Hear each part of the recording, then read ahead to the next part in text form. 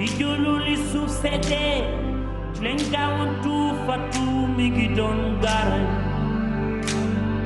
ni bijolol yu teddi mbokk yi jërë ngeen jëf seen ànd ak TFM télévision Futur Média jàkkaarloo bi ñu am mbégte dalal ci Luc Malick Sarr moom mooy conseiller politique président de la République ñu ciy ànd ak professeur Maurice Soudieck Dionnit enseignant chercheur en sciences politiques ca université Gaston Berger bu Ndar Cheikh Gueye maire Dieuppeul Derklé Castor ak Barka Ba sunu naataangoo taskati xibaar ci biir kër gi analyste politique moom itamit waaye laata ñuy tàmbali dañuy yëkki kàddu njaal ne inna lillahi wa inna ilayhi rajihoon ndax kilifa diine yu fi wàññeekoo jaale ci waawan sëriñ Sidi Ahmed Sy ibn sëñ Babacar Sy waaye it bu ñu demee Ndiassane sëñ Mouhamed Lamine Kunta wàññeekoo fi keneen nit koo xam ne liggéey nañ moom lu bëri ci campagne bi gisu leen ko xëy na waaye ñoo fi doon yónni ñi ñëw di leen waxal fa ñu bokk ñoom waa Benno Bokk Yaakaar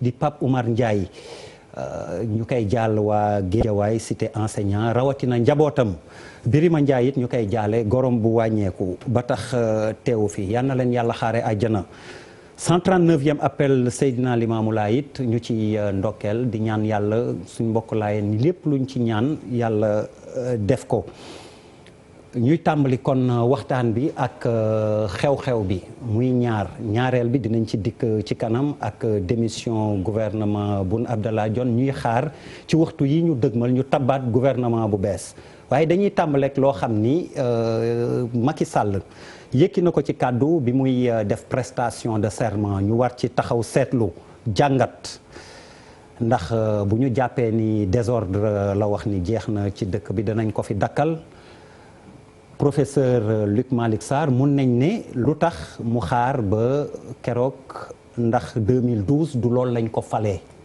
incivisme bi désencombrement bi mu wax dinañ ci taxaw calte gi ci mbedd mi marché yi lu waay neex def parking yi fu nekk lal jaay fu nekk ordre boobu muy woote est-ce que du depuis 2012 lañ ko doon xaar ci moom. jërëjëf Abdoulaye maa ngi lay nuyu bu baax di nuyu le maire Cheikh Gueye di nuyu monsieur le professeur di nuyu Charles di nuyu Malal Barka Diaw ak Pape Djibril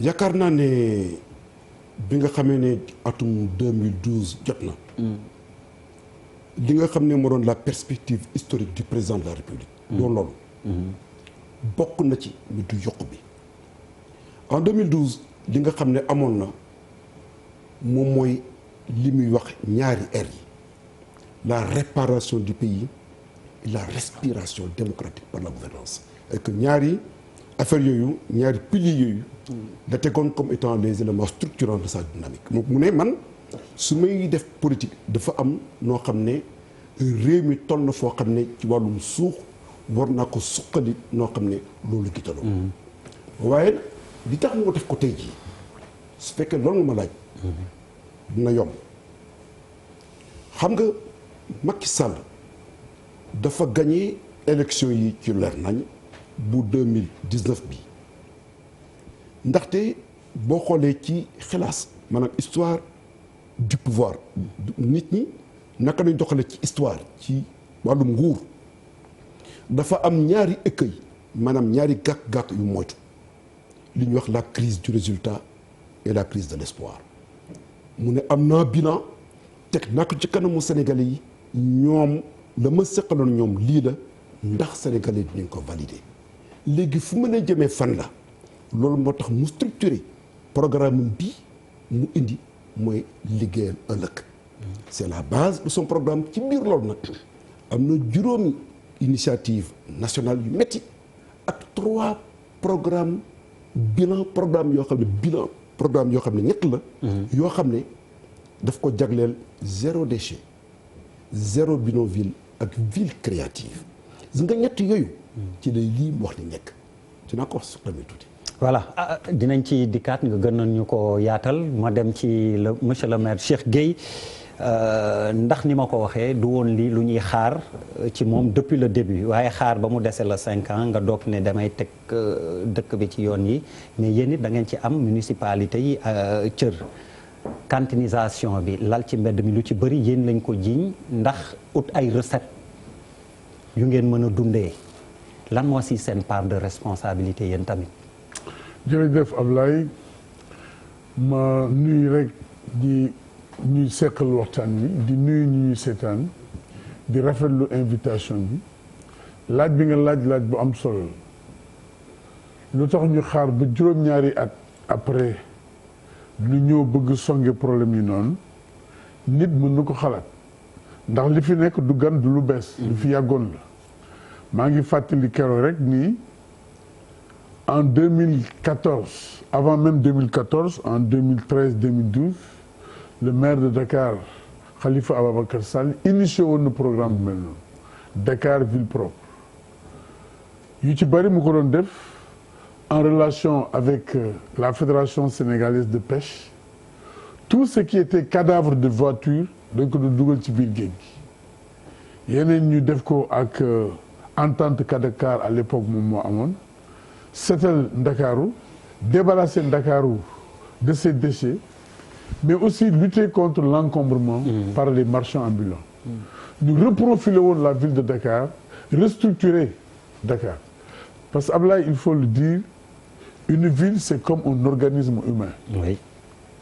bët dafa am fu mu war a nekk nopp am fu war a nekk bakkan am fu mu war a nekk gémmiñ am fu mu war a nekk sinon rek problème am. sinon rek problème am xam nga nit ku ñëw ay bët au lieu que mu nekk sa bopp mu nekk sa biir mais ku la gis mën na jommi noonu la dëkkuwaay mën a mel donc dëkkuwaay dafa am ay espace yoo xam ni c'est dédié au commerce espace yoo xam c'est des espaces de vie et de rencontre lu nekk ak place am mais li nga gis ci Ndakaaru mooy pëccëxoo lu nekk c'est un désordre total et ça ne date pas de maintenant bon tubaab yi dañu ni il n'est jamais trop tard pour bien faire mën na yaakaar ni peut-être mbébét boobu suñu borom mën na ko ci jàppale mais bu mu mel ni mbébét aussi yu yëkkati woon mu nekk ay morne parce que bu ñu fàttalikoo ni waxoon nañu fi lutte contre les enfants de la rue mu indi coow lu bari mais fa la géej tàbbee àjjana xaw ma nu ko wolof di waxee sax tàbbee géej fële lépp tàbbee géej yëkkati woon nañu fi aussi mbirum loyer location yi jël ay mesures mais fële lépp tàbbee géej yëkkati woon nañu fi aussi lutte contre les déchets plastiques mu mobiliser tout le monde fële lépp tàbbee géej donc yooyu yëpp boo ko gisee wolof day wax naan lu ku ndóbin rey sa maam boo gisee lu ñuul da ngay daw mais xalaat bi rafetlu nañ ko et je pense que nuñ ko war doxalee ak nuñ ko war jëfee bu ñu ko di jëfee xëy na mën na am ay jéego yu mag yu ñu def ci dëkk bi en tout cas Luc wax na ko léegi respiration boobu muy wax mais la ville aussi doit respirer oui daf ko soxla et pour qu'une ville respire il faut que ñu respecter yenn normes yi voilà mais yéen am ngeen ci responsabilité dinañ ci dikkaat léegi ndax junj naa ko am na yoo xam ni nee nañ yéen mairie de commune yi yéen a ko sabab wala yéen a koy sooke Barka Ba la question comme ci premier tour de table bi lañ nekk mooy pourquoi maintenant c'est ñu ci bëri loolu la ñuy laaj. Ablaye jërëjëf maa ngi lay sant di la gërëm di nuyu ñu kilifa yu fi teew yëpp di nuyu say téléspectateurs et surtout di la féliciter yow ak say chroniqueurs yëpp ndax fi ngeen yóbbu tey émission bi macha allah mu nekk une des émissions les plus suivies ëpp audience ci Sénégal liggéey bu am solo ngeen ci def yéen ñëpp maa ngi leen di féliciter. question bu nga laaj am na solo lool c'est vrai que. aveu la sax pour man su fekkee président bi dafa dem ba ci deuxième mandat am di doog a wax affaire lutte contre l'indiscipline affaire encombrement bi. incivisme. suñ demee ba léegi mu la koy doog a wax bon tubaab bi danaan il n'est jamais trop tard pour bien faire c'est déjà bien qu'il y ait la prise de conscience mais loolu la waroon njëkkee depuis bi mu toogee. c'est vrai que am na lu mu def lu am solo en matière d'infrastructure am na fu mu yóbbu dëkk bi sur le plan économique mais bi muy wax moo rupture bi ci mandat bi au départ nit ñi ci comportement yi la woon ci jikko yi et il avait une légitimité mais incroyable pour def ko te dara du ko ci fekk parce que rarement un président n'avait été aussi bien élu mooy 65% yi ko sénégalais yi joxoon yi dañ ko joxoon lenge yi pour mu jubbanti jikko yi d'abord balaa muy tabax tali yi dafa waroon jubbanti jikko yi te mu mënoon ko def parce que légitimité bu forte la loolu moo tax soo amee plébiscite dañ naan jox nañ la mandat nga def li nga xam ne moom la ñuy bëgg te dëkk bi wane woon na ko ci ay firnde soo xoolee premier jour yu ñu ñoom yi bu ñu jëlee nguur gi dafa am benn incident boo xam ne c'était révélateur su ma juumul Mimi Touré Aminata Touré qui était ministre de la justice à l'époque moom moo doon dugg biir Sacré-Cœur mu gis ñu bâche mbedd bi elle a demandé aux gens ñu nañ dégager bâche bi pour mu daal di jàll et ça c'était la bonne option dès le départ bi ñu ñëwee fii ñu am ay nit ñu assassiné leen toroxal leen ñu doon foog ne ils sont ay intouchables ñu jël leen ñu dóor leen ci kaso bi géej gi débordé wul dara xewul ça veut dire que nit ñi mandat bi xamoon nañ ne baax na balaa ñoom ñuy ñëw ci nguur gi gouverneur Sambou bi mu ñëwee Dakar commencé jël ay ndranam di désencombrer amoon nañu doon casse comme d'habitude mais mooy les centaines de ñu fay nekk nga xam ne qui prennent en otage les millions de Sénégalais gars yi naan ko bravo ñu tuddee ko Ndrane Sambou Khalifa Sall bi mu ñëwee commencé am courage politique ne dafay defaraat tali yeeg ay affaires yooyu gars yi takk ay seen morceau yu xonk mu du mooyu leen loolu moo ko moyoon popularité am ce qui veut dire que Sénégalais yi bëgg nañ lu baax xam nañ lu baax et il faut surtout un courage politique parce que soo bañee ñu critiquer la wala nga ragal wala soo commencé yox yi nit ñi critiquer ba doo réussir dara yeneen dëkk yi ñu ko réussir ñu leen di jox ay exemple dinañ ci ñëw muy ay Paul Kagame ak yeneen mais lan la dañu am seen fit am daal di am seen cohérence nangu parfois la rançon de l'impopularité parce que il faut passer par cette étape boobu pour nga mën a dawal li nga war a def donc président bi su fekkee am na ci conscience léegi mu bëgg jubante il n'est pas trop tard mais espérons que encore que il aura le courage et la volonté mu dem jusqu'au bout de li mu bëgg a def.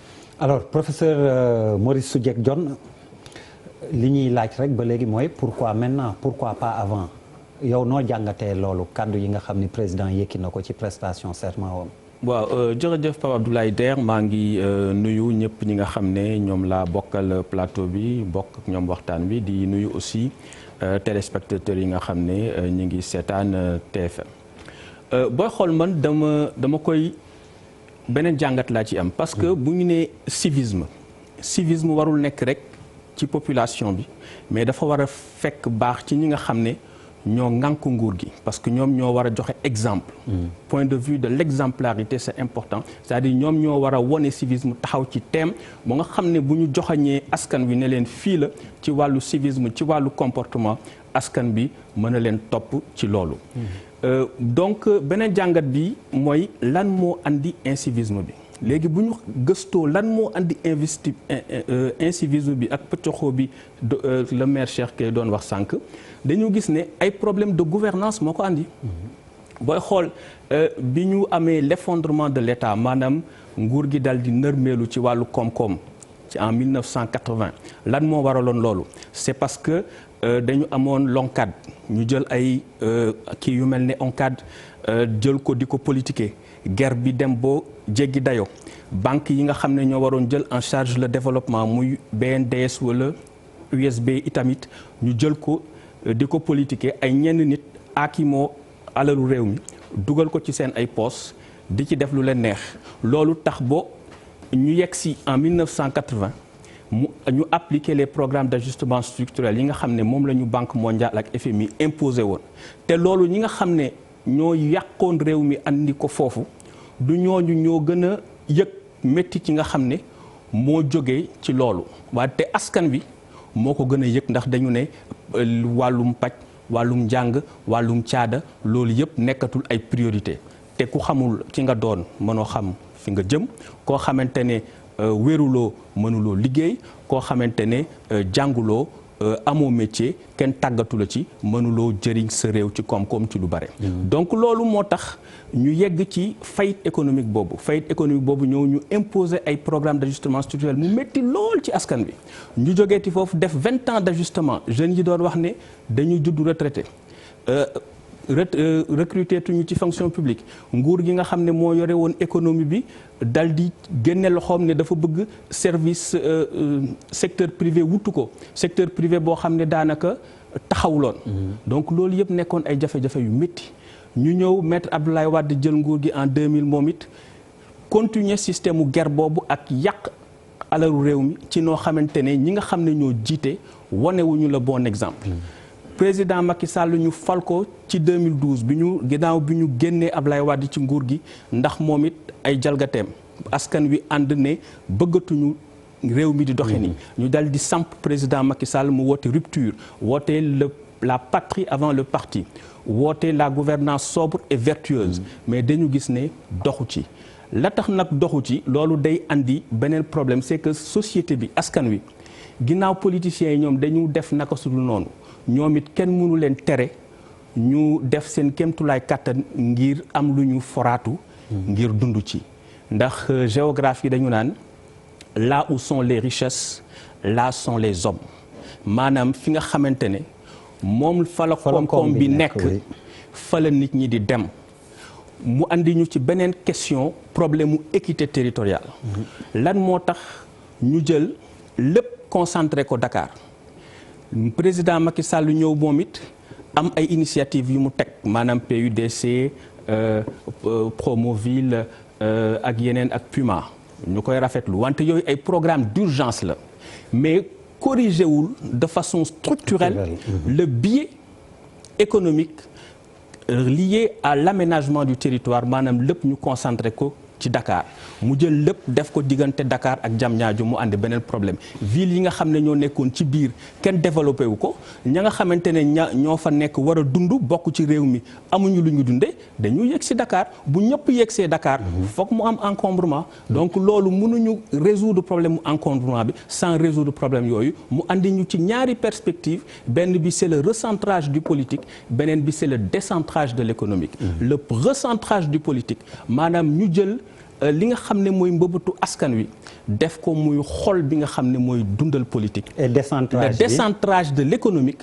mooy alal bi nga xam ne réew mi moo ko moom ñu bañ ko yemale rek ci Dakar ak Diamniadio yóbbu ko Kédougou yóbbu ko Kaolack yóbbu ko Saint-Louis yóbbu ko Tamba yóbbu ko Kédougou ndax foofu itamit ay sénégalais ñoo fa nekk te yelloo nañu alalu réew mi ñu jot ci boo ku ci ne nga suturloo fa nga ne.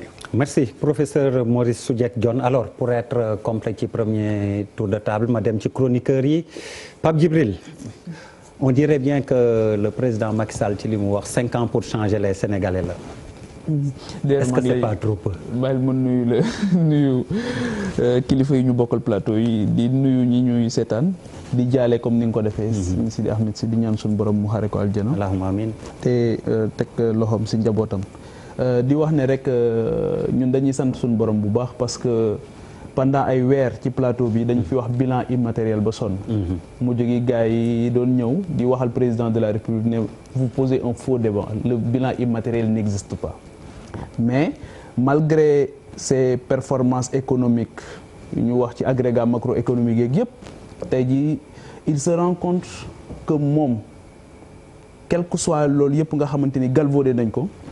tant que citoyenneté ak volontariat mooy dimbali askan bi pour ñuy questionner ça bu ñu xëyee seen redevabilité vis-à-vis de leur communauté tant que loolu amul tant que jikko yu rafet amul loolu rek moo mën a porter un développement mooy di tubaab boobu doon wax ne dañu wax Afrique ne leen vous êtes l'avenir mais mu ne dañ leen di nax parce que dañ leen wax ne leen attaquer leen les problèmes économiques te dafa am lu ko war a sous-tendre ba pare je pense que ne moom daf ñuy jox dëgg ci loolu et c'est très bien leneen li mooy lan la constaté ba tax mu wax ko ak depuis 2012 yan mécanisme ñan ak lan la ñu jëloon ci alal def ko ci wàllu citoyenneté ak wàllu civisme bu ñu defee état des lieux boobu ba pare ba xool ndax du ma wax sax certificat d'échec damay wax comme anglo-saxon yi damay wax ne peut-être des objectifs non atteints li tax atteindre uñ ko ñu tant que commencé wuñ par situer les responsabilités du ñu mën a résoudre problème boobu. leneen li mooy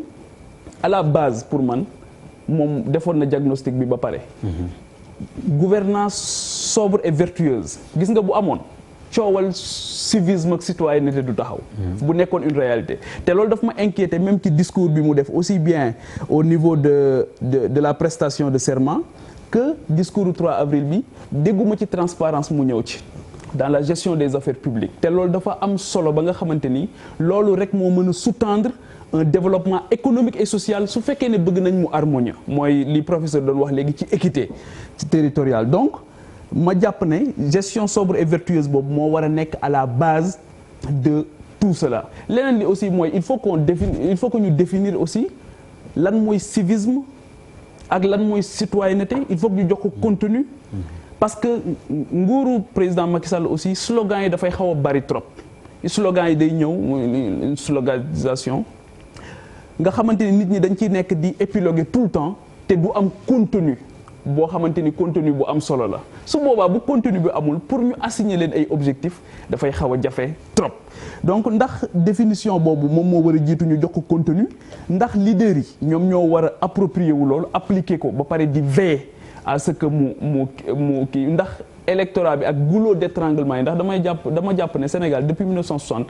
dafa am kuy muñ fi yar wala depuis 1980 dafa am kuy muñ fi yar boo xam dafa màgg ba fi mu ne nii dafa taxaw nag pour jël wàllam nga xamante ni quelle que soit la volonté du chef bu ñëwee ba tàmbali man des fois damay gëm ne ils sont de bonne foi bu ñuy def yenn incantation politique yi mais dafa mel ni dafa am feebar buy dalee foofu noonu. ci wàllu limal ma kuy boobu wala kuy yooyu ñu yar. mooy ci loxo li ma bëgg a wax mooy. il y a des politiciens professionnels yoo xamante ni dafa mel ni jamono bu nekk électorat ak mandat dafay jël le dessus ci li nga xamante ni mooy ambition yi nga xamante ni dañ koy am donte dañ naan dinaa jeter les bases de donte dañ may dàq dinaa def nangam de donte dañ may dàq dinaa fexe ba.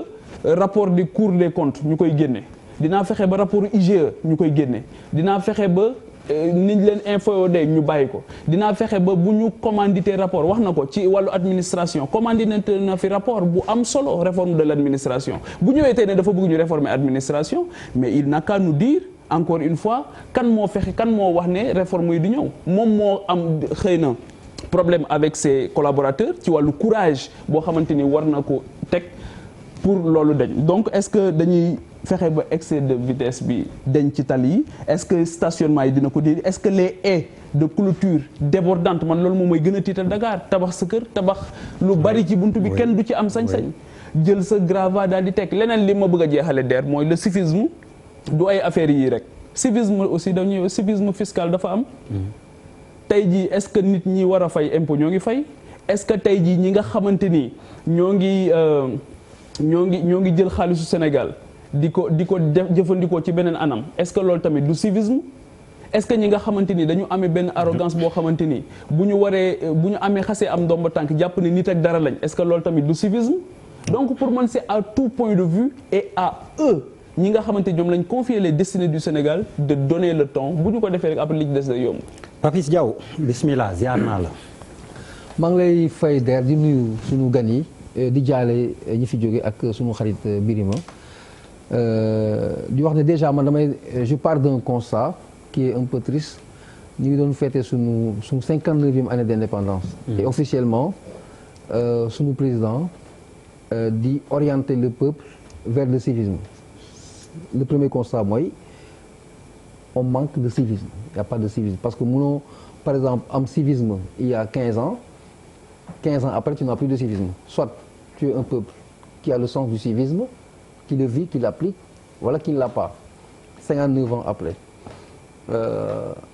mais xam nga lu baax bu ko nit sumbee da nga koy encourager mooy il n'est jamais trop tard pour bien faire comme ni ko gars yi waxee j'adhère à cela.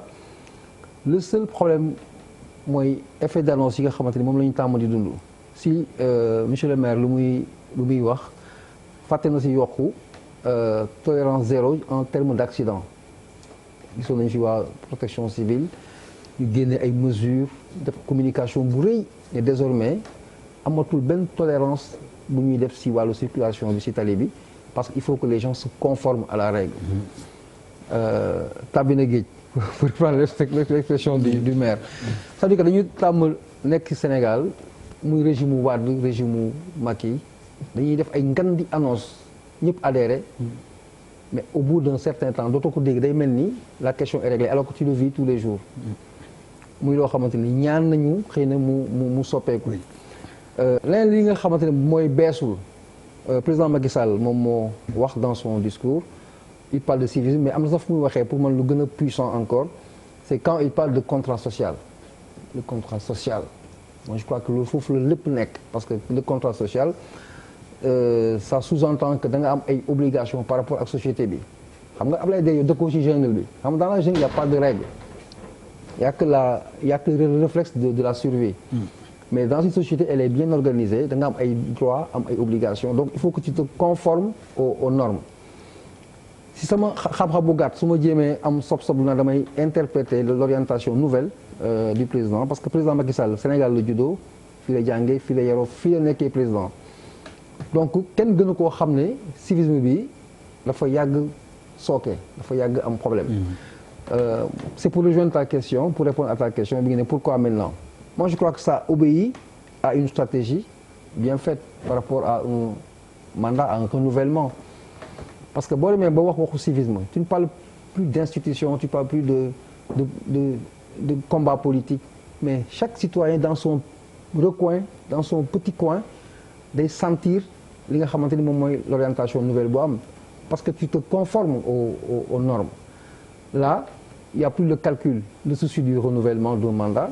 Moi je crois que c'est lié à ça mu am une indépendance par rapport ak contexte bi mais maintenant nag je vais taper là où ça fait plus mal parce que si mandat yu njëkk yi tu veux apaiser les gens tu veux rassurer les gens pour leur donner ñu amay la confiance nga xam ne doo leen rëkk tu parles des questions économiques de régler des urgences comme programme yi nga xam ne tëral nañ ko fi pour le bien-être des gens pour que nit ñi gën a dund mais pas ñëw di corriger le comportement des gens parce que ça va affecter les personnes quel que soit ce niveau bi nga nekk ak sa fi nga nekk mais li ñu siy wax rek mooy man ñaari souci laa ci am déjà il faut l'encourager je crois que c'est une bonne il est temps que ñu dund loolu parce que amul sénégalais di nga sax dégg on est tous des sénégalais loolu du ñàkk ku dégg benn jour quelqu'un ne non Sénégal dañu war a sax am dictateur parce que lii du yoon chacun a eu entendre ça de quelqu'un qui dit non je suis frustré mais kii naka la mën defee dëkk bi dafa amul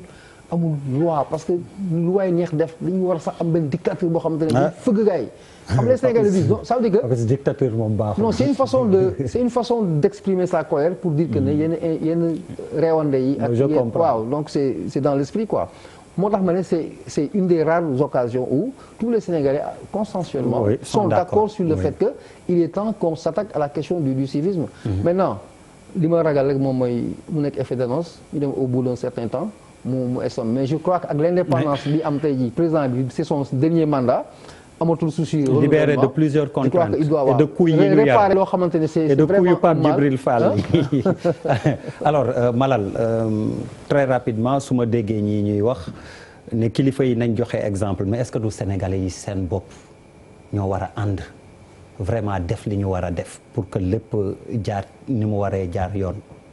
yes waaw mais am na solo que mu jóge ci président quand même c'est important parce que kii dafa wax waxu volonté générale muy adhésion de tout un chacun par rapport à l'établissement de quelques normes dafa évoquer le contrat social. C'est l'adhésion de tout un chacun par rapport à l'établissement de quelques normes c'est important. Mais ñu jiital ci parce que problème bi du li am ñu koy gis mais dafa am lu am te gisuñu ko mooy mbalitu xel yi pour emprunter un ami Malick Sarr nee na suñu xel yi dafa am mbalit il faut que ñu bale ko. commencé ko ci ñi nga xamante ne ñooy bëgg réew mi créer parti boo demee seeni meeting buñ fa jógee nga xeeb leen mbuus xollitu banaana xooxu mango caaf tout dans les meetings en 2012 Y'en a marre sax moo wane exemple boo leen meetingee ba pare. def yëfu japonais. oui def yëfu japonais c'est important loolu nag dafa soxla ñëpp taxaw ci tey booy xool sax nga tàmbale ko Cap Manuel ba yegg Kayar amatuñu benn tefes amuñu benn domaine te pourtant tefes yi c'est un domaine public. mais genn wàll gi yëpp c'est bradé diggante ay sëriñ ak ay doomu sëriñ diggante ay politiciens yu am xaalis ak ay libanais lañ ko jox ñu tabax fa ay restaurant waa Fann ok mënatuñ dem sangu ji géej parce que tout simplement ay multinationales jël nañ géej gi et cetera encombré ko léegi mënatoo sax sangu tefes sangu sa géeju koñ alors que bu njëkk da ngay summeekoo sa buntu kër dox ba tefes fay mais léegi nga dem Guédiawaye tout le littoral a été bradé matt mi ñu jël ko jaay ko population bi naan waa mais ñii fu ñu jëmee matt mi ñi koy jël dëkkuñ si koñ bi mais ñun lu tax matt mi duñ ci am même bu fekkee loolu ñaaw na même matt mi ñuy dagg waa koñ bi war nañ ko bokkoo defar ci ay mbaaru xar mais nga delluwaat dugg ci biir kër yi benn kër. wala nga baal ma parce que c'est important ci li ngay wax ni man j'adhère. lu gën a dramatique pour Guédiawaye parce que ñun ñëpp banlieue lañ dëkk. mooy cimetière yi. mais oui Guédiawaye dem nañ ba amatuñu woon cimetière Pikine la ñuy suulee ay seen néew. instant bii la ñu te Pikine commencé cimetière bi fees na. te Guédiawaye 57 67 ba léegi mu ngi existé mu ngi door a am ay cimetière instant bii nii te fonctionné la gul beneen affaire bi ci topp mooy boo duggee ci suñu biir kër yi. da ngay yor kër 15 sur 10 di fa yar xar nag béy ginaar.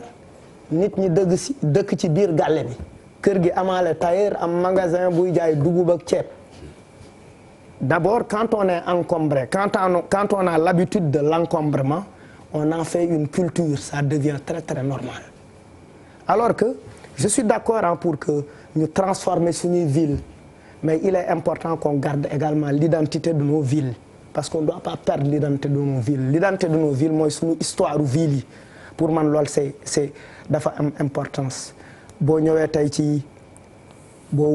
tey ci alentouru écoles yi alentouru hôpitaux yi tu retrouves des ateliers de menuiserie tu retrouves des tailleurs la cantinisation effectivement te loolu effectivement je pense que responsabilité municipalité yi responsabilité maire yi la moo tax ñu war a am taxawaay boo xamante ne les mouvements citoyens qui existent même bu fekkee ils opèrent à petite échelle ñoom ñu ngi def liggéey bu am solo c'est-à-dire d'abord de petits groupes de jeunes qui se regroupent qui s'appellent JATAC qui s'appellent NTS qui s'appellent Defar Sama Gox ces initiatives-là qui sont apolitiques ils doivent être conséquemment soutenus dañ naan war a jàppale bu baax a baax parce que ñu ngi def liggéey bu fasantikoo ci gox yi di bale mbali di defar et cetera ba pare ñuy bàyyi di politiser yoo xamante ne yenn yi jarul politiser parce que jóge nañ ci APRODAC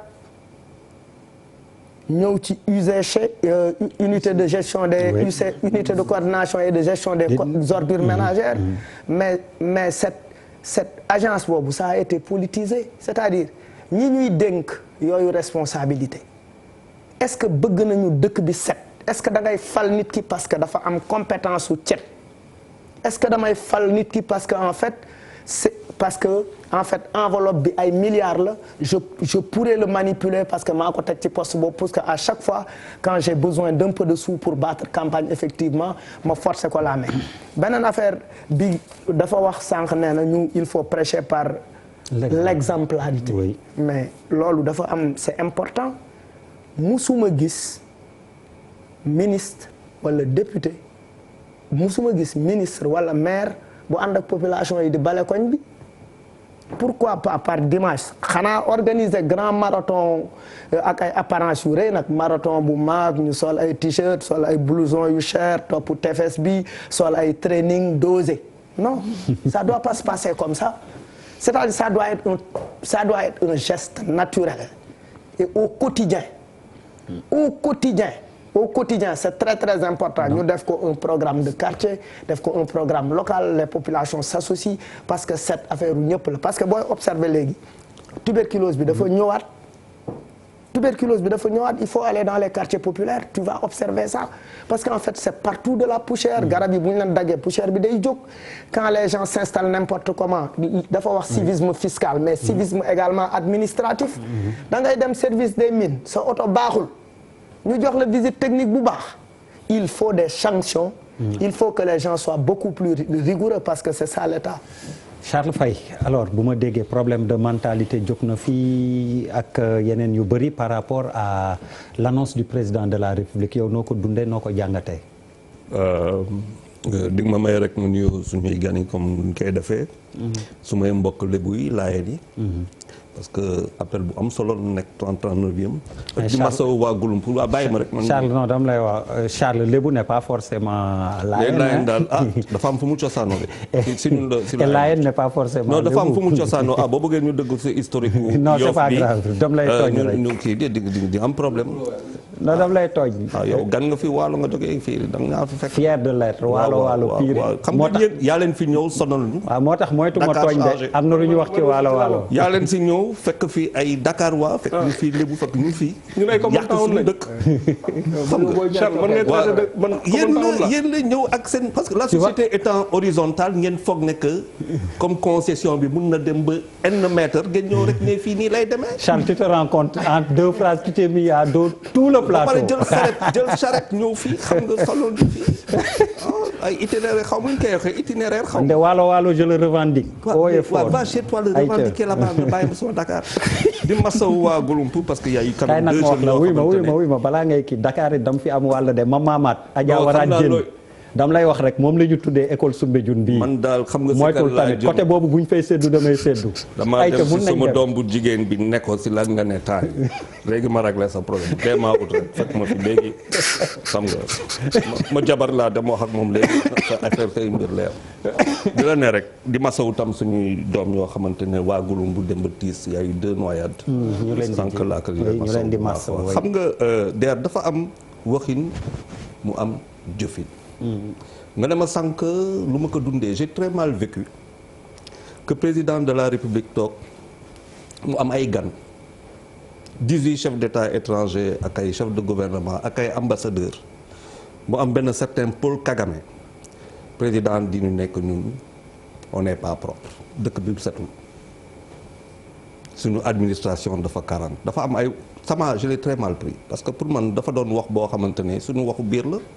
Le linge sale se lave en famille se lave pas en public kooku je l'ai mal vécu parce que defe naa bu doon feneen la ko waxee tam ak kii je l'aurais mieux pris mais man gisuma ko noonu man dama gis benn genre durcissement fu ñu jëm parce que bu ñu xoolee boo bëggee durcir benn pouvoir da ngay attaquer par l'indiscipline il faut nga trouver une raison suffisamment valable pour nga attaquer par l'indiscipline parce que suñu indiscipline mais ça se constate au quotidien lu loo xamante ne doo ko wax da nga siy liggéey mais dañu ne état lan mooy état mooy endroit boo xamante ne il y a des populations yu fa nekk ñu reconnaître que sur lesquelles s'exerce un pouvoir alors on a un état ou on n'a pas un état on a un pouvoir ou on n'a pas un pouvoir on a un pouvoir exécutif pouvoir législatif pouvoir judiciaire et on est indiscipliné nga jël benn dëkk boo xamante ne 44% de la population je le dis tout le temps à moins de 15 ans 65% de la population moins de 24 ans ñooñu lool ñaar nga am si ñoom da nga leen di yar maanaam instruire leen éduquer leen beneen affaire bi mooy nga faj leen mais comment peux-tu te retrouver avec ça ñoom ñu yaru defu bañ a am civisme bañ a civil c'est un échec sur 15 millions d'habitants bu nekkee 9 millions mooy maanaam 7 millions yu si des wala 6 millions yu si des ñoom ñoo am 24 ans et plus war a liggéey daan seen doole être formé être qualifié mais waroo am problème mu civisme ci Sénégal bu ndaw bi qu'est-ce qui n'a pas marché et j'ai bien aimé professeur Moïse nu mu ko waxee dafa am solo suñu dëkk dañu raté benn rendez-vous bu am solo en 1960 quand on a pris l'indépendance bi ñu jëlee indépendance dañu jógee ci colonisation mais balaa colonisation esclavage jaar ci colonisation jël indépendance mais pour quel Sénégal et quel Sénégalais assise yi fa la waroon commencer tey boo bëggee tabax sénégalais je suis désolé c'est pas maintenant non tu mets en place ce qu'il faut mettre en place est-ce que xale yi war nañ toog si mbedd ba di yelwaan? Il faut qu'on attaque cette question-là. Sénégal mën na nangu loolu. Est-ce que mën na nangu tey que suñuy doom yi duñu dem obligatoirement à l'école? Il faut qu'on en parle. suñuy doom la déperdition élèves yoo xamante ne duñu àgg troisième ñii duñu àgg terminale ñii duñu àgg sixième et CM2 mu yem foofu nga ñëw ba troisième mu yem foofu qu'est-ce que tu en fais? Je pense que il y a des réponses yoo xamante ne sociopolitiques avec une prospective sociale que malheureusement nous ne faisons pas. nee naa la nga jël 552 communes dans un pays comme le nôtre 552 communes du tuuti on a voté dans 15 000 bureaux de vote sur 196 000 km². Donc ça veut dire que partout où il y a un Sénégalais, tu as été à disposition pour le faire voter. Donc tu dois être à disposition foofu pour jàngal ko pour won ko xamal ko àdduna. Voilà des choses que nous savons rater. C'est-à-dire sur le point électoral, comment nous sommes forts pour mettre les choses en place. Mais quand il s'agit maintenant de la pénétration de la connaissance, bu ñuy dee léegi dañu ñëw di tabax nit parce que Sénégalais da nga ko war a tabax te boo bëggee tabax Sénégalais je suis désolé c'est pas à 24 ans nga koy tabax. Ça commence dans la maison. C'est quoi? Est-ce qu'on a fait de notre élève, de notre Sénégalais qui est tout petit, un projet? Mais il faut que la famille comprenne d'abord qu'il y a un projet familial qui commence par papa, maman. Après ça, par les enfants. Après, tu as le projet professionnel. Quand on l'a dit, on n'en sait rien. On vit au jour le jour. Charles, est-ce que c'est pas ça l'autre problème? Effectivement, tout le temps interpeller l'État, mais qu'est-ce que nous faisons, nous, de nos enfants à la maison? Mais il faut qu'on se dise les vérités. Les parents, ils disent je te dis, il faut qu'on se dise nos vérités. Tu dis tout à l'heure la fiscalité. Tu poses une affaire bu am maanaam mais pour nga tabax école, pour nga tabax hôpital, pour nga tabax loolu yëpp, il faut nga jël ko fenn. Les recettes, elles sont générées sur le point de vue intérieur wala extérieur nga dem di lebi. Léegi président Macky Sall boppam moo fi waxoon benn affaire bu doy waar. Il y a 1% de la population sénégalaise qui profite des 100% de nos recettes. C'est impossible. Il faut qu'on y pense. Est-ce que Sénégal tey mën na toog avec 3 000 4 000 milliards foog di am ambition attention parce que le civisme investissement bu rëy moo ko yor financement bu rëy moo ko yor non mais moo ko yor il faut que tu mettes dedans. Comment tu vas éduquer les gens? Par la sanction. Mais pour que tu éduques les gens par la sanction, mais il va falloir que tu aies des hommes dans la rue. Faut nga am ay gendarmes, faut nga am ay policiers, faut nga am loolu yëpp. Non, moi je pense que le véritable projet mooy qu'on nous amène à parler de l'incivisme. Pour moi c'est très intelligent. Quel est le projet derrière de durcissement? Et balaa ngeen xam ko boo leen gisee gouvernement bi demee ak taayam si ngeen xam pourquoi il y a ce gouvernement et il est taillé pourquoi et pour qui. Charles, le véritable non. C'est la deuxième partie de l'émission pour le gouvernement bi inchallah dinañ ci yow jàngoo yow nag dag maa bàyyi rek ma dem. waaw yaa ngi dem depuis sànq Charles, je suis désolé. wax ay incivisme nga tu tombes dans le piège de l'incivisme. Tu imagines on te traite de quelqu'un d'incorrect, d'insolent. devant Paul Kagame Charles, wuy ma Papis Diaw wax na ko. su dee am na loo xam ne sénégalais yi d'accord nañ ci. mooy lan Papis wax na ko. mooy lan il faut que les choses changent, on ne peut pas continuer comme ça. loolu moom dëgg la yow dégloo mu la sànq suma chronique. xam nga lan moo gën a metti 56 ans nga toog télé ba ñu ne la waaw ça va pas t'es passé. bu fekkente ne ah yow ay 25 ans yooyu nga am. waaw amoo 56 ans grand. ko wax te très fort si day fort. Non alors professeur Luc Sarr, je le rappelle, conseiller politique du président de la République, il y a eu beaucoup d'interpellations. xam naa ni moom am na ci c'est le conseiller politique du président de la République. Alors looloo tax mu teew fii li nga war a tontu bëri na. Pape Djibril nee na ko yi ñu yar les slogans. dañuy suivre rek. Alors Malal nee na les mentalités, professeur John évoqué na recentrage politique, décentrage économique, transparence it wax nañ ko fi. Alors ak durcissement. Bon, Charles parle aussi de durcissement. Bon, c'est lui qui comprend ce... Alors interpellation yooyu yëpp ak aussi li mu wax ne que moom gis na ni Macky Sall li mu wax waru ko woon waxee fi mu ko waxee ndax d'accord nga ci. ay ca tontu ci kon ñu déglu.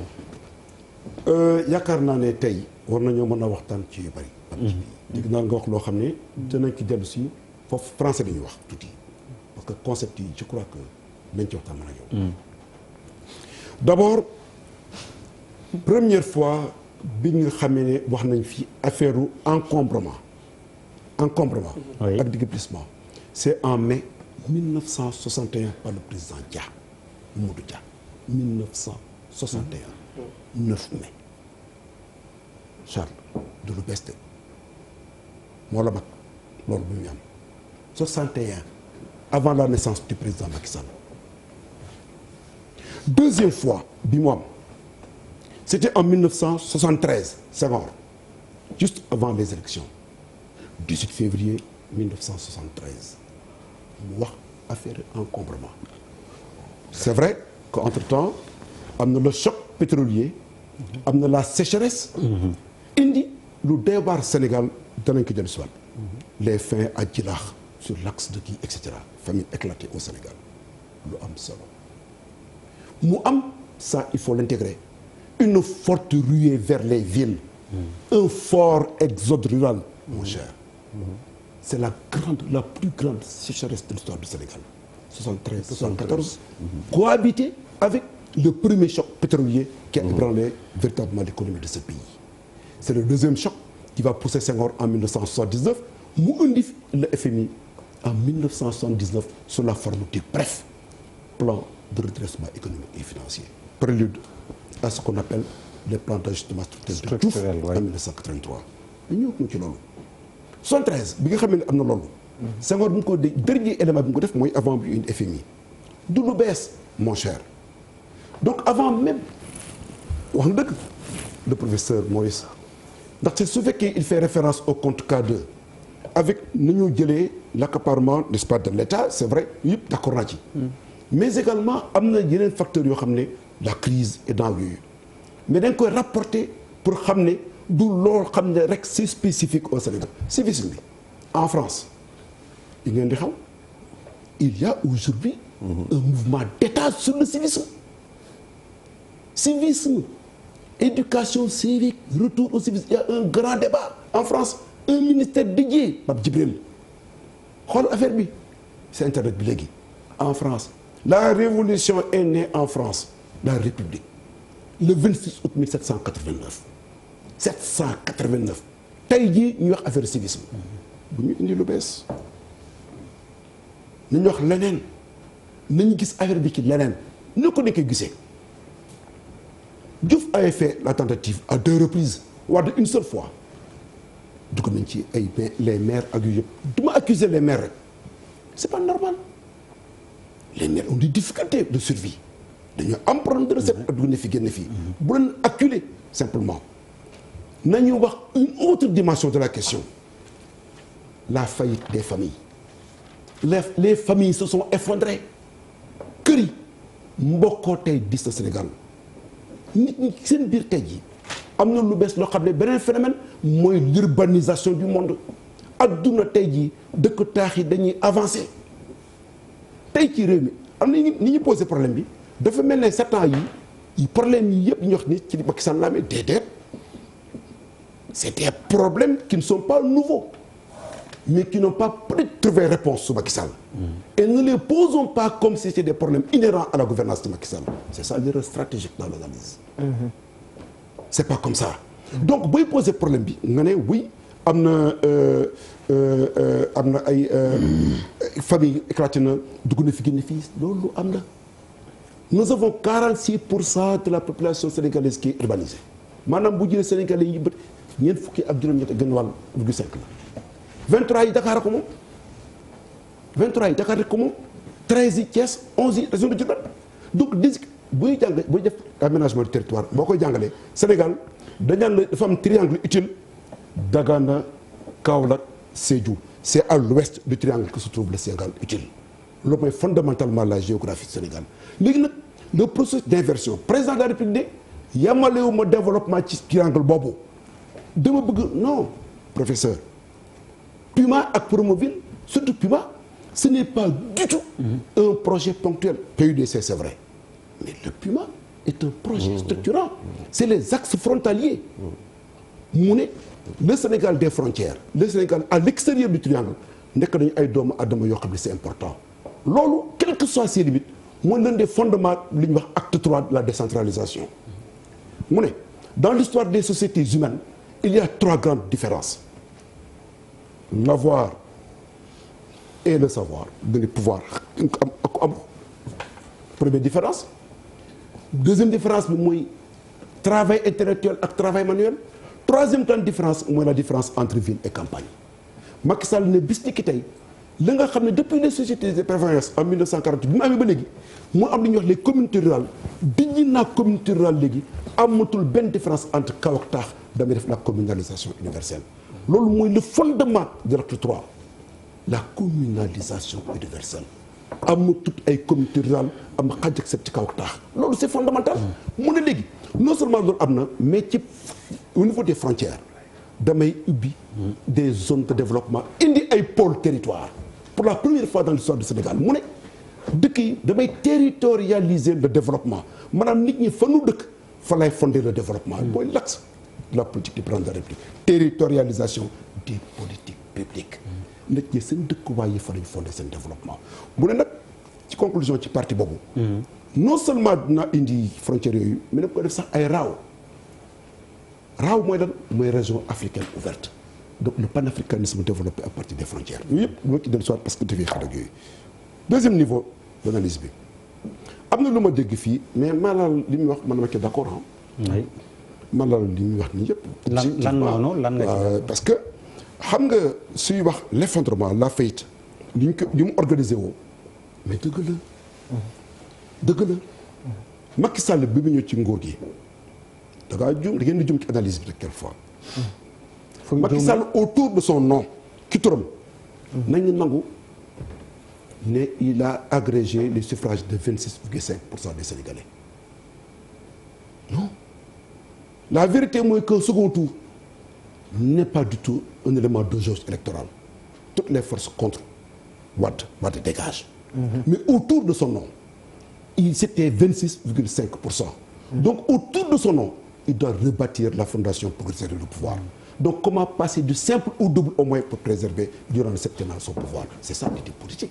Donc problème moom mooy que bi ñu analyser affaire bi donc da ngay analyser yow après ñu débat yow boo ñu ak loolu moom après dam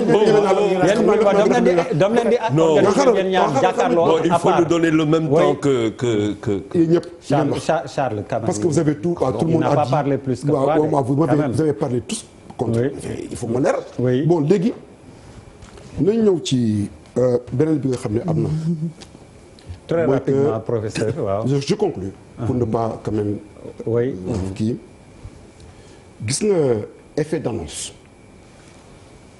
tant que nit ñaa ngi am perception boobu. dañuy dem su fekkee lu ñu dem jaw suñu nee effet d'annonce la xam nga lu tax muy jafe dëgg la d'ailleurs sax slogan yi dañoo avancer slogan yi te gisuma slogan yi di muy jox am contenu ku ma wax slogan yi la de dama bëgg ñu ne ma slogan bii ak bii par contre li nga wax dëgg la nangu naa ko d'abord il y a des choses qu'on devait faire qu'on n'a pas faites. comme lan loolu nangu ni bari na day gudd. am na des choses qu'on aurait dû faire bien du ma ko gën def defuñu ko dañ ko waroon defee dëgg la.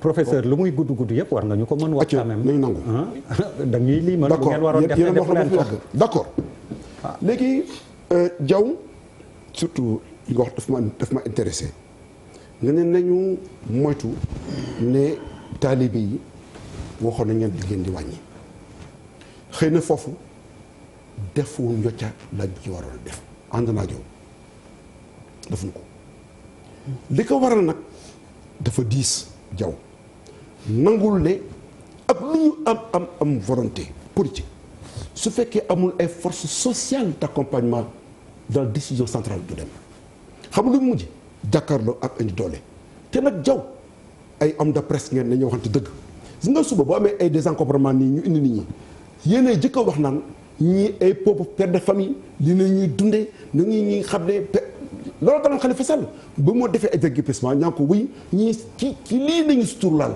fii ngi taxaw ñu nga bàyyi ci kër ga ci àll ba ñu nga bàyyi seen njaboot ak yooyu lii na am. mais professeur on peut vous rétorquer yéen tamit baal ma Papis non on peut vous rétorquer yéen politique yi tamit en général vous êtes les premiers à téye wala wañ loxo autorités yi nga xam ni ñoo chargé def liggéey boobu. non professeur là je suis d'accord sur le principe. mais booy désencombré nga nekk état. dafa war a intelligent. c'est-à-dire les gens que yi ngay désencombré. par exemple je prends le cadre d'un mécanicien. il n'est pas mécanicien à Ouagadougou. il est mécanicien ici au Sénégal. dans son pays. mécanique boobu muy def loolu moo koy dundal. il est sous la tutelle d'un état. qui a pris la responsabilité. de l'entretenir de l'accompagner. d'accord tu ne peux pas être ici mais voilà où tu dois être. c'est-à-dire que mënoo ñëw rek rajaxe. jaw na loolu moo ëpp solo ci débat bi tey bi xam nga am solo les Sénégalais n'ont pas élu Macky Sall pour qu'il fasse du Sénégal un pays développé en 7 ans xaaral ma la tuuti boo nangoo ne Sénégal pays sous-développé la pays boo xam ne loo xam ne jotul gannaaw ba ñenn ñi naan bokk da ci ñaar fukki pays yi gën a faible ci àdduna ñu naan PMA la du PMA ñu naan PPTE la bokk pays pauvre très endetté ñu wax lépp xamul ni pays boo xam ne sous-développé la du loo xam ne ci ginnaaw mooy fépp dëgër amul benn secteur boo xam ne d'exigence sociale de transformation économique boo xam ne mat na amul foo laal des métiers loolu mooy un pays sous-développé donc fépp priorité la agriculture priorité la santé priorité la école lépp donc c'est ça la réalité il faut ñu nangu ñun ñëpp te xam ngeen ne si ki nekk ci diggante ma conscience que j'ai raison kenn waaw boo ko neexee ko nangu mais mu am priorité waaw defal nak non c'est des faillites Charles dañuy waxtaan rek. c'est des faillites damay boo waxee yooyu loolu yëngaluma Charles xam nga la boo xamal. c'est des faillites su fekkee da nga ne loolu du dëgg sénégalais lay seetaan nga déglu dama ne Sénégal pays bu tutoon loo xam ne tutoon ginnaawam la pays sous-développé ñoo ngi définir sous-développement pays boo xam ne fenn matu loolu su fekkee mooy fayit kon ñëpp fayit da xam nga la moo am wax ci fan la am na lu nu mën a def gën cee avancé bu baax a baax fii ak prochaines années dañ naan tey jii Macky Sall njàngale mi fan nga ci toll ak lan nga war a yokk loo fi fekk ak lan nga fi war a yokk. professeur non je suis désolé professeur c'est long c'est très long Charles loolu d'accord non wax lan la d'accord professeur nga du man maa la Charles xoolal pour une minute terminologie qu'on nous a donné on nous a dit c'est quoi Charles loolu d'accord et pour une minute quand même que les autres waaw mais attends bien sûr mais d'accordul ci li ngay wax wax ñu loolu d'accord tu ne peux pas moi je veux bien écouter loolu d'accord si tu arrêtes de parler je parle c'est pas gentil moi j'ai rien dit mais professeur tu es un conseiller politique ma lay bàyyi ñëw j'amène la vie mais professeur loolu tam communication nga toog mais man bëgguma woon wax mu ne ma maa la man dig ma bàyyi ma wax professeur bàyyi ma wax mais professeur 700 kilomètres de littoral 3 fleuves une population jeune Sénégal lan mooy problème du par exemple du aménagement man maa ngi dëkk Wakam suuf la demal parcelle suuf la foo dem parcelle mënuñu def ay pare mais comment on peut le faire c'est très facile rien que de la terre on parle nga dem dëkk bu nekk tous les pays mais boo demee Europe tey ñu ngi teggi goudron bi pour defar pavé c'est pas qu'il y a un problème de goudron c'est pour créer de l'emploi du dëgg donc on a de quoi créer quand le tubaab vient me dire que je suis sous-développé ma am or am fële lu mu tudd marbre am géej am forêt dindi felo am loolu yëpp am Casamance am loolu yëpp je suis d'accord on a un pont sur la Casamance enfin pour permettre aux produits du sud de venir ici d'accéder au port et de partir quand le zircon passe de Diodo xaw ma duñ koy waxee foofu jaar fii waaw ñooñu amuñu sax lu ñuy nekkee ñu dem feneen tem di wax non nous avons un sérieux problème de gouvernance maintenant il ne s'agit pas de faire le procès du président Macky Sall parce que ce serait d'ailleurs ce serait pas honnête ce serait pas juste c'est pas honnête maintenant nous avons une possibilité boo xamante ne on peut repartir mais je suis convaincu que ce n'est pas avec ça qu'on va repartir il faut quelque chose de beaucoup plus ambitieux un Sénégal nouveau c'est d'abord une ambition nouvelle pour un Sénégal nouveau et cette ambition alors ma ñëw Pape Djibril balaa muy ñëw ci yow monsieur le maire bu ma déggee le professeur Luc Sarr lui-même il se fait un peu l'avocat seen avocat nee na qu'on ne vous accuse pas mais yow personnellement sax l'occasion faisant le larron tombel waral ay gaaf am nga coow lu mel noonu sa biir commune avec rond-point fi ñuy woowee rond-point Dikopa parce que man waa Jëppal la xam naa donc bu baax ni mu demee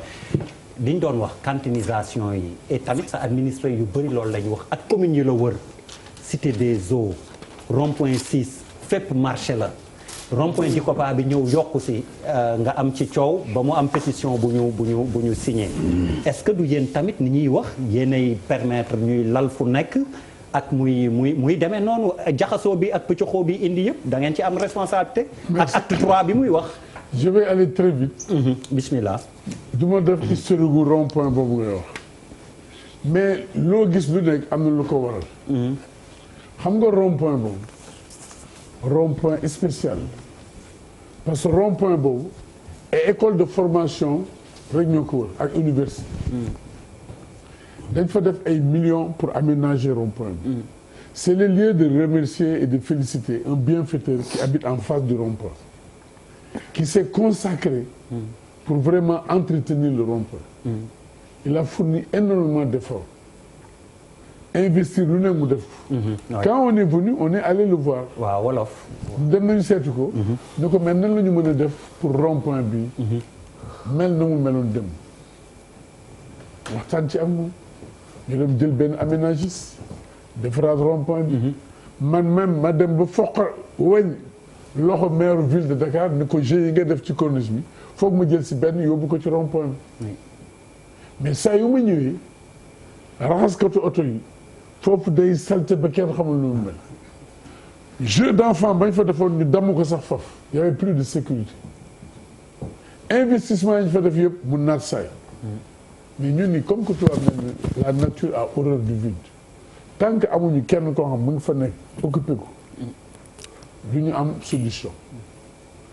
comme ça am benn waay bu am benn école de formation ci building boobu ñëw seet si ñu man gis naa ni fi ay étudiants rek fi nekk.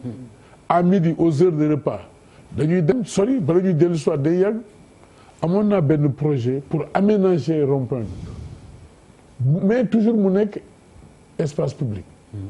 ñu waxtaan ak moom ñu di ko jox ñu sa plan mu jox ñu plan ñu autoriser ko mu def ko mais bi ma déggee coow li man damay faral di wax ci nit ñi man géej laa wéer a ma jëg man.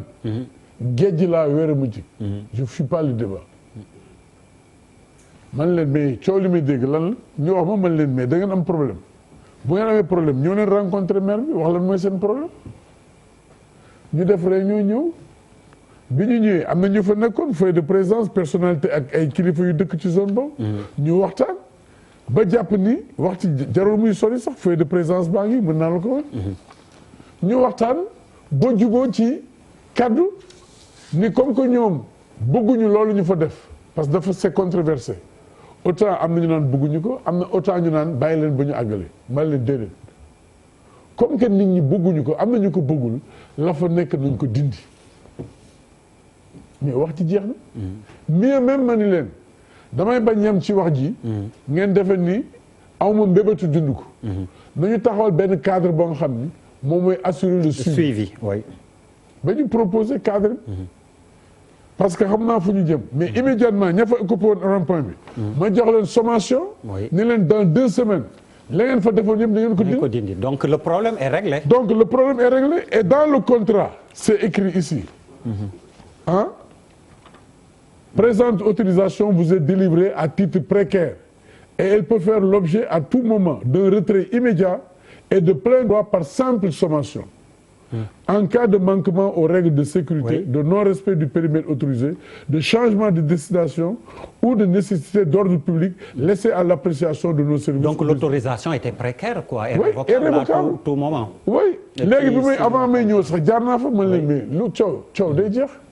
Comme que bëggu leen loolu nañu ko dindi. Oui, donc comme le problème est réglé pour affaire u jëppal boobu, c'est un peu justement ni ma la wax liñ leen di reprocher. Non, c'est-à-dire man dama lay wax ni man quantinisation même lu may def en nom et en diamant il faut que ma jël température population yi yow jëppal nga dëkk bien que gëj nga fa mais bul wax gëj naa fa chaque jour maa ngi fa ah boo demee jardin yi nekkoon jëppal yëpp dañ leen clôturer comme jardin yu nekk Europe kan moo ko clôturer kan moo ko defar mais c'est la mairie. jardin yi ngay wax football naa fa monsieur le maire. fa laay football ba léegi dimanche matin. waaw man la ñuy woowee man moom footballatuma. may Maldini ba léegi dimanche passé rek dimanche bi on a truc. gis nga non pour te dire bi nekk mu wetu kër monsieur Potin la su ma juumul. kër gi mu jàkkaarloo woon bal buñ ko fa dóoree da daan bët ndax pont yiñ fa defoon. voilà mais maintenant comme vous dites c'est protégé. looloo tax sax parce que population bi ñu bind naan ñi fi football. effectivement bal bi di ñëw day toj seen vitre day yàq. man nañ ko clôturer. oui la maison d'en face moom yi quand yi jàkkaarloo woon effectivement cette famille. am na ñoo xam ay pont la ñu koy def sax day bët combien de balles lay bët. dañuy jënd bal sax jox la donc je dis que loolu jarul coow. et comme niñ ko waxee. defe naa ne dëkk ci dëkk bi man c'est mon slogan te lu ma gëm la dëkk ci dëkk bi defar dëkk bi moo gën. oui mais dëkk bi du kenn moo koy defar du ñenn ñoo koy defar. askan wi yëpp ñooy moo def ko. il faut que ñu changer mentalité. oui am na kilifa gu mag guy wax ni boo xëyee bala ngay fobeere si dugg kër. fobeere sa xol d'abord. parce que li ñuy wax yëpp bu ñu tabaxul nit tabax conscience citoyenne. bu mat xam luy waree fam ak lu dul waree fam du ko dindi. am na fu ma doon waxtaanee ma ñuy wax ci mbalit meeg yooyu maa ni man bu ma doon ramasse mbalit am na foo xam bu ma fa accès nit ka lay ramasse. parce que am na nit ñoo xam dara wutale woon ak mbalit. lu tilim ñoom la lu yàqu ñoom la mbalit la ñu. et moo tax ma d'accord ci malal li mu wax déchet bi mu wax ci nit. dañuy tabax nit d'abord parce que am na ñoo xam du jëfi nit.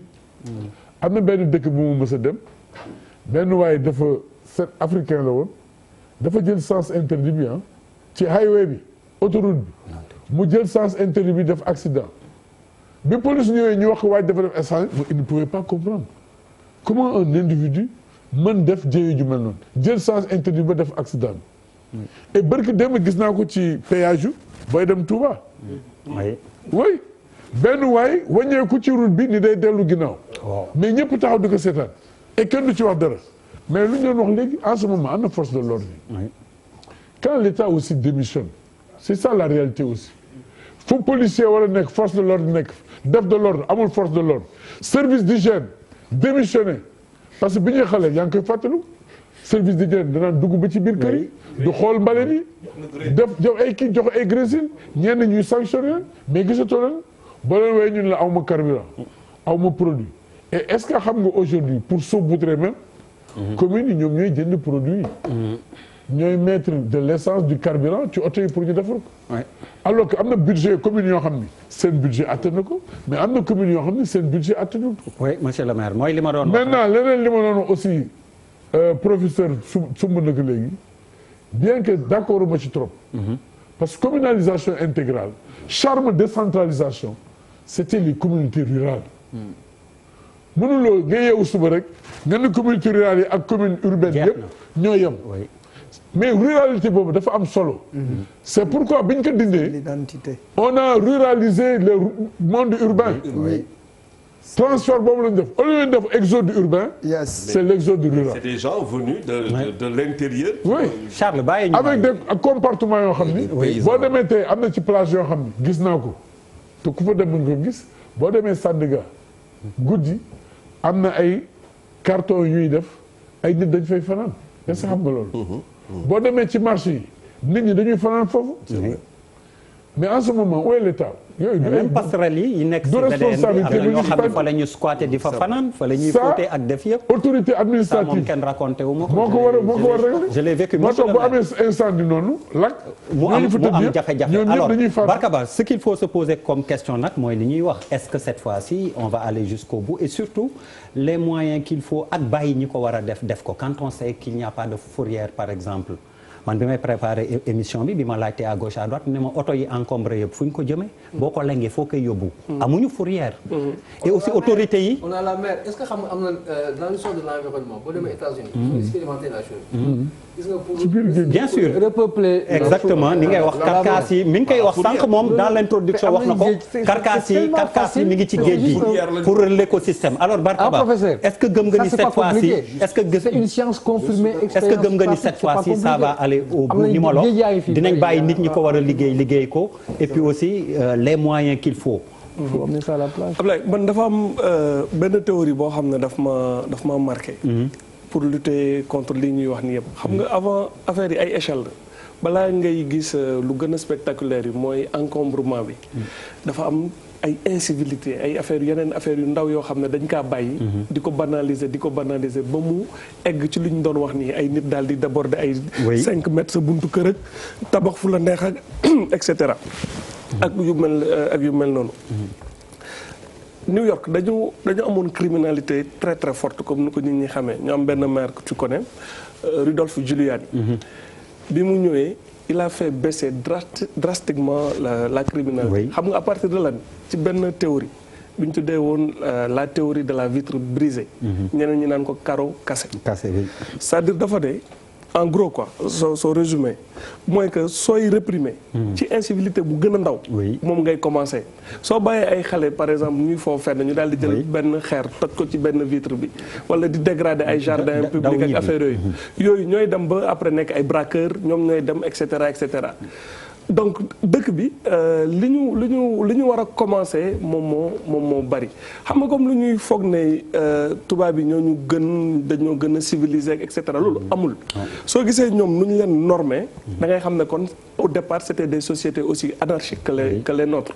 mais ñoom lan lañ trouvé mooy il frappe ci portefeuille bi. est-ce que xam nga man su ma demee Dakar lan laay gën a ragal mooy ñu sabu ma. heure bu ma yóbbee Dakar sama ñànkar bi damay xool. waa ji ma gën a ragal Dakar. mooy waaju buy ñëw buy def ay sabu parce que j'ai pas envie aw ma moyen di fay ay 6 000 francs parce que je me suis mal garé. dinaa xool ba négocier ba xam fi may garé c'est pas parce que je suis plus vertueux que les autres mais je sais que je vais être frappé au portefeuille et toutes les sociétés yoo xam ne réglé nañ affaire boobu c'est pas gis nga comme lu ñuy wax ay affaire discipline bi baax na mais du dictature wala autoritarisme. man je ne souhaite pas que le pays soit comme le Rwanda exactement j'y ai été am na lu Kagame def loo xam ne rafet na mais man j'aimerais pas vivre sous Kagame absolument parce que li ñuy Dakarloo amul Rwanda de ay taxaw di wax lu la neex non amu fa.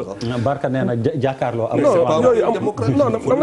non qu'on dise les choses clairement. moi j'ai fait 15 jours Kagame ànd naa ak moom ba Mulindi fu mu commencé woon rébellion am dugg naa ba dugg biir bunker am fu mu doon toog di ba mu nekkee rebelle donc il a des côtés très très positif yu mu yóbbu Rwanda mais il y a des côtés extrêmement négatifs. donc man d'accord uma ci ñu koy jël comme modèle Kagame. Macky Sall n'a même pas à avoir de complexe vis-à-vis de Kagame man je suis d'accord avec Charles. je te dis. su ko waxee ne dëkkam set na oui set na mais am na du lépp. set na ci kii mais tilim na en matière d'instruction. pour rebondir ci li Charles wax. je pense contexte bi c'est important aussi. mais bon. fi mu ko waxee bu doon def adresse à la nation. il s'adresse aux Sénégalais. mën nañu dégg loolu. mais que devant ses pairs. je ne sais pas lan mooy. président le mieux élu. ok à 2 reprises. si je peux. oui que termine. waaw si je peux terminer pour revenir à ta question mooy que c'est pas impossible. ci lu ñu doon évoquer sànq lu important. changer les Sénégalais c'est pas en 5 ans. c'est pas impossible. ku def su lu dul noonu suñ la c'est-à-dire que la pédagogie par l'exemple. oui sul gars yi wóore ne population bi dofuñu bëgg nañ lu baax bëgg nañ lu set bëgg nañ lépp mais il faut que toujours qu'il soit certain que kuy jiite ki wala ñu jiite ñi. ñooñu ñoom ñoo koy njëkk appliquer. on ne peut pas réinventer la roue soo ñëwee di appliquer ay règles dans toute société humaine. nit ñi ñu xam ne am na équité yow mi sa bopp yow yaa koy commencer ci sa njaboot ci ñu la jege protéger woo kenn ak affaire yooyu nit ñi dañ la ciy topp wax naa la ko. maire Dakar Khalifa Sall lu ko may chance mu élire c'est parce que dafa ñëw il a eu du courage politique gouverneur Sambou même chose ak feneen ak feneen. président Mamadou Dia wax nañ ko fi pourquoi depuis bu mu dëddoo ak 1960 ba léegi. ñu koy jox comme référence professeur jox na ko comme référence parce que il a posé des actes forts. yoo xam ne loolu la ñuy xaar ci njiit bi. ci njiit ku nekk.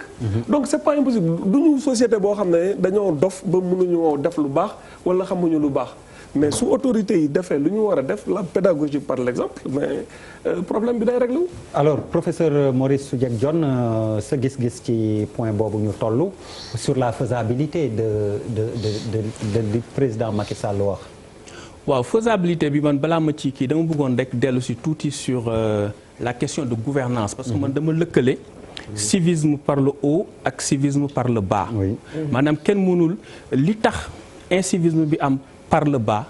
c'est parce que système de corruption bu fi nekkoon depuis 1960 la moo tax ma commencé depuis 1960. Oui. Je suis d'accord avec le ministre Luc Sarr lorsqu'il dit que problème yi commencé wul ci Macky Sall moo tax dans mon argumentaire boo xoolee 1960 laa commencé depuis l'ONCAD et cetera di wàcc si mais il faut reconnaître une chose encombrement yi amoon 1961 ak encombrement yi am tey en 2019 au Sénégal ça n'a absolument rien à voir. Aujourd'hui Dakar est en train d'étouffer donc il faut pas quand même verser dans cette confusion type d'encombrement yi amoon 61 73 ak type d'encombrement bi am léegi vraiment c'est sans commune mesure. Alors sur la communalisation intégrale su fekkente ni da nga jël un territoire boo xam ne c'est un territoire agricole c'est un territoire rural nga jël ko rek ne léegi dañu gome ci feuille bi fi ñu defoon communauté rurale ñu gome ko def ci commune mais qu'est-ce que ça change? Absolument rien.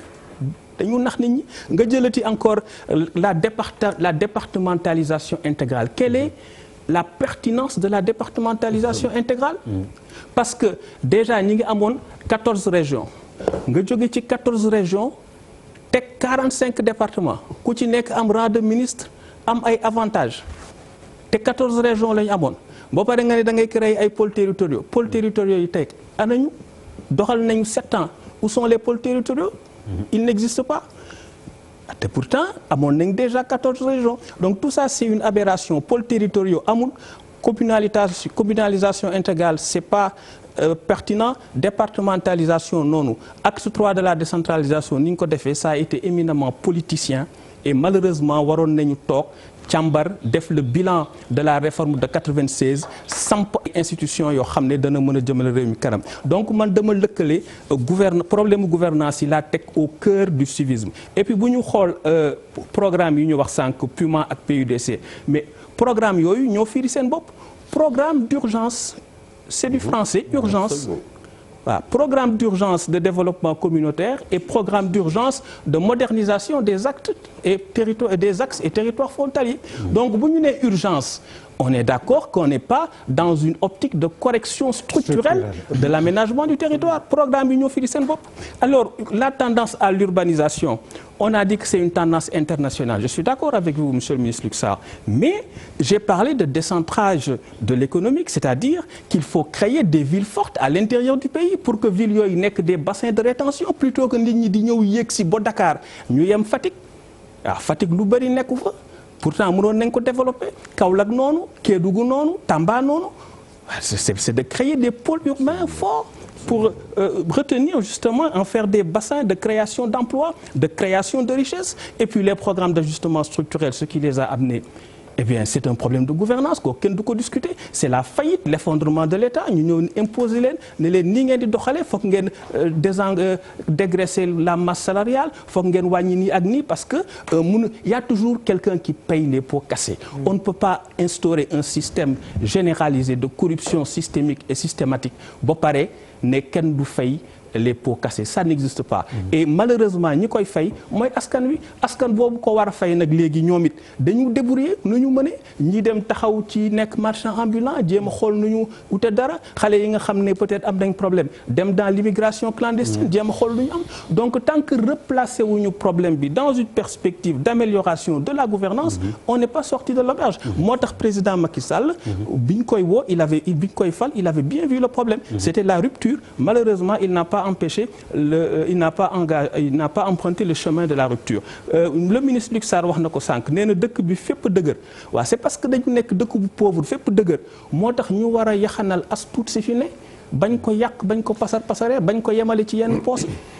Voilà donc loolu daal moo tax et puis ñu déambuler léegi sur la faisabilité mais faisabilité bi aussi il faut l'autorité de l'État.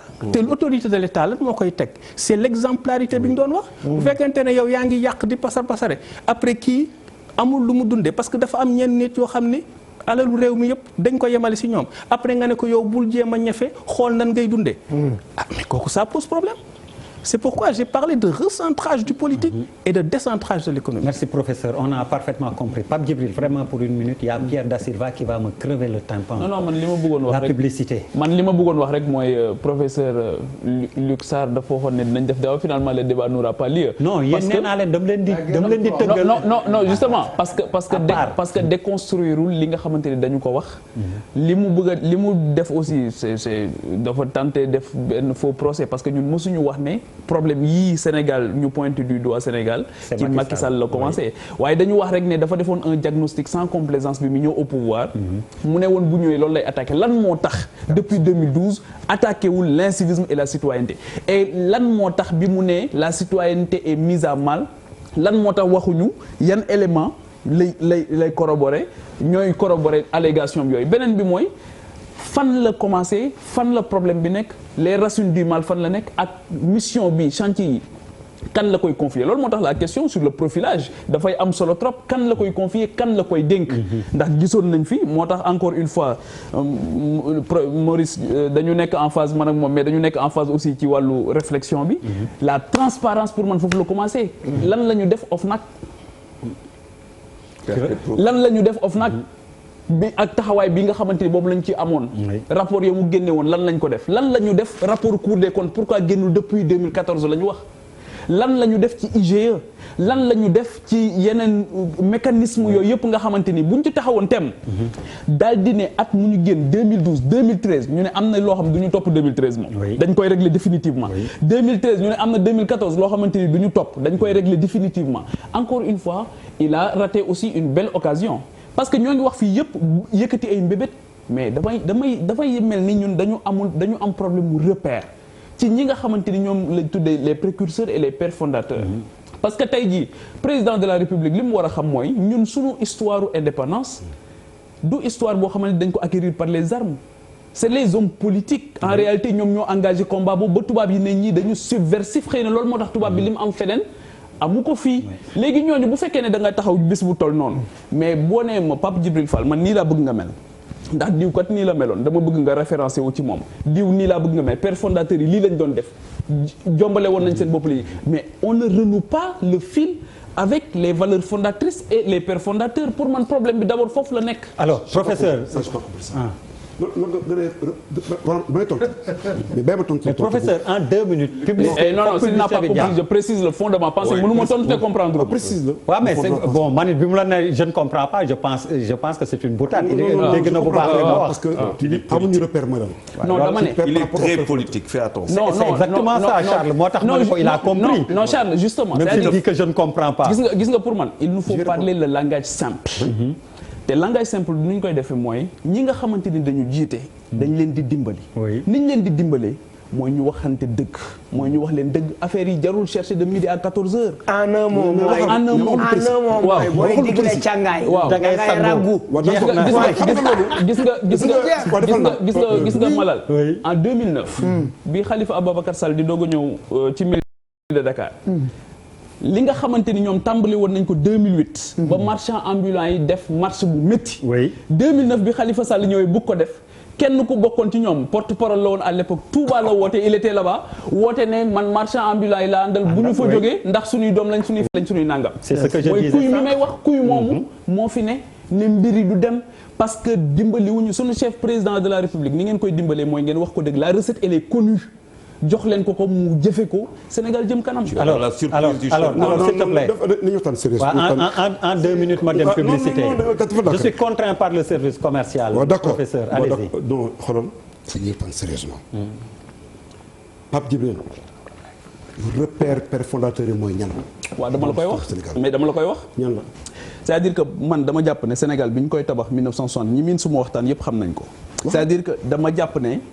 tey jii delluwaay yi ñu am moo tax ma ne militaire u Sénégal ak force de l'ordre du Sénégal bàyyi mu maygale dañ leen a war a delloo njukkal parce que liggéey bu am solo la ñuy def même si encore une fois li ñu doon wax léegi ci wàllu répartition des ressources des na ba tey te lu bari lañ ci xam li ma wax mooy sunu indépendance ñi nga xamante ni ñoo ko xeex ca El Hadj Omar Foutiyou Tall ba ci ñoom Maba Diakhou ba ci ñoom Cheikh Ahmadou Bamba nee naa la l'école des fils de chef bu Pire école boobu tubaab yi dañ ko taal en 1926 xam nga tax ñu taal ko Charles dañu wax ne école bi mooy génne les plus subversifs.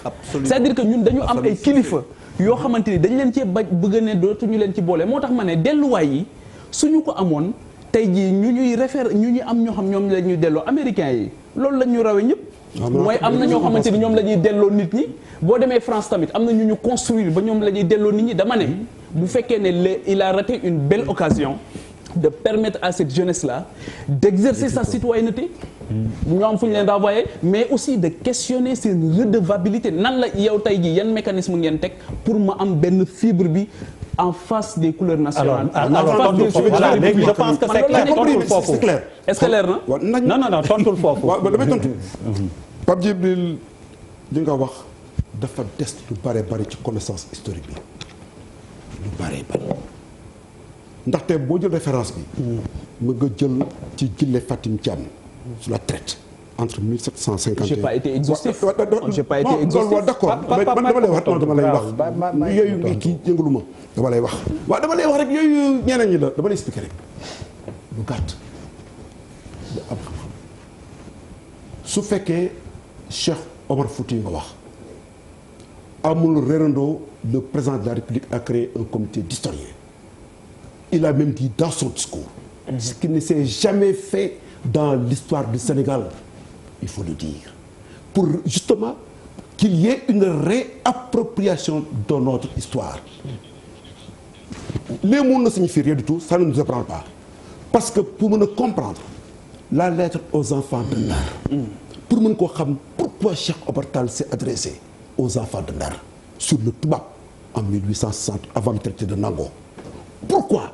Soo jëlee la bataille de Ngol-Ngol ba de Ngis-Ngis en 1862-1863 mu nekk la première victoire de noir sur une force coloniale. ñu bari xamuñu ko. Il y a eu l'Éthiopie.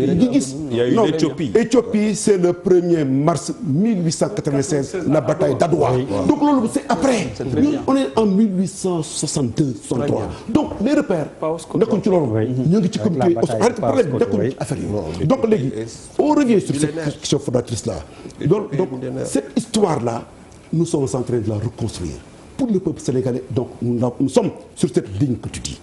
Continuons maintenant ci affaire benn affaire bi. Très rapidement professeur damay dem publicité. D'accord xam nga état autorité de l'état et exemplarité. Oui. Autorité. Exemplarité ni solo lool. waaye risque dangereux bi ngeen mën a def mooy l'autorité de l'état peut ne pas être assimilable à ne pas être corrélé à l'exemplarité lu loolu da ngay gis un régime communiste fort extrêmement puissant et policier où la corruption règne en maîtresse. Des dachas et des villas nangam en Russie en Chine des grands pays alors que l'autorité est là la centralité de l'État est absolument cadrée mais il y a la corruption qui gangrène la société bul def un lien statique et mécanique qui n'est pas dynamique dans l'analyse de la société entre l'autorité et l'exemplarité. Et nous avons fait des efforts. Ils sont insuffisants sur la bonne gouvernance, sur le code de transparence, affaire déclaration de patrimoine, sur l'état de la nation et de la gouvernance par l'IGE. On a fait des efforts. L'OFNAC, on en parle parce que nous l'avons créé et il n'a jamais existé. Donc, c'est vrai que nous avons eu des manquements, j'assure. Nous avons eu beaucoup de manquements am na lu bari lu des waaye nangul ne loolu mu su fee am te am na fi nañ ko utiliser doyut war na ko mën a yokk mën nañ ko améliorer d'accord na donc ñun par rapport à ce que nous avons trouvé il y a eu des mécanismes nouveaux yoo xam ne am na ci Sénégal loo xam ne ñun ñoo ko créé dans le sens de la bonne gouvernance des na lu bari. Allez, publicité et puis on revient pour la deuxième partie.